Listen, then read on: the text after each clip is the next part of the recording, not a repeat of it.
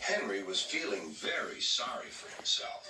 Sometimes he could pull trains, but sometimes he felt he had no strength at all. I suffer dreadfully and no one cares. Rubbish, Henry, snorted James. You don't work hard enough.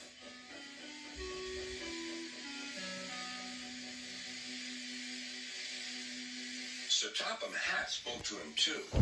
What's wrong with you, Henry? You have had lots of new parts and new paint too, but they've done you no good. If we can't make you better, we must get another engine instead of you to do the work. This made Henry, his driver, and fireman very sad. Sir Topham Hatt was waiting when Henry came to the platform.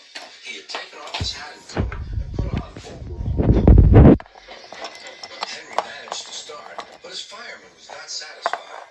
Henry is a bad steamer, he said to Sir Topham Hatt.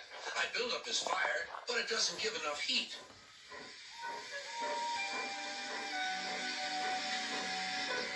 Henry tried very hard, but it was no good. He didn't have enough steam and came to a stop outside Edward's station. Oh dear, thought Henry. I shall have to go away. Oh dear, oh dear. All he could do was to go slowly onto a siding, and Edward took charge of the train. Sir Topham Hatt and the fireman went on discussing Henry's troubles. What do you think is wrong, fireman? Asked Sir Topham Hatt. Excuse me, sir, he answered, but the fact is the coal is wrong. We've had a poor luck lately, and today it's worse. The other engines can manage. They have big fireboxes. Henry's is small, and can't make it. Welsh coal, he'd be a different engine. It's expensive, said Sir Topham Hatt, but Henry must have a fair chance. James shall go and fetch some.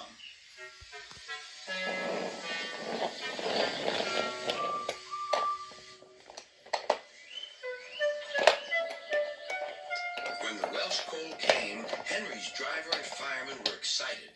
Now we'll show them, Henry, old fellow.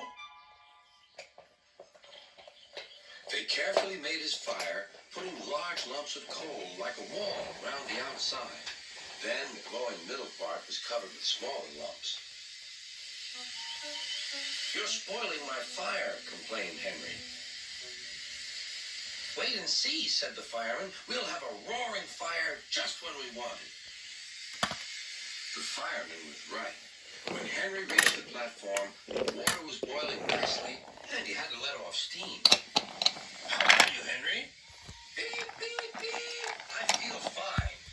Have you a good fire, driver? Never better, sir, and plenty of steam. No record breaking, warned Sir Topham Hatt. Don't push him too hard. Henry won't need pushing, sir. I'll have to hold him back.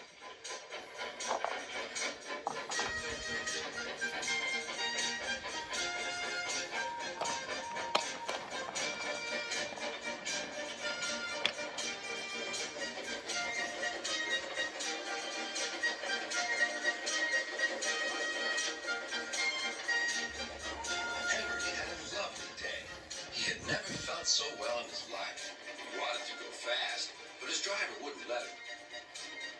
Steady, old fellow, he would say. There's plenty of time.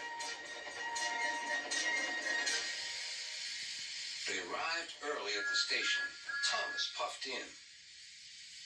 Where have you been, lazy bones? Asked Henry. Oh, I can't wait for dawdling tank engines like you. Goodbye.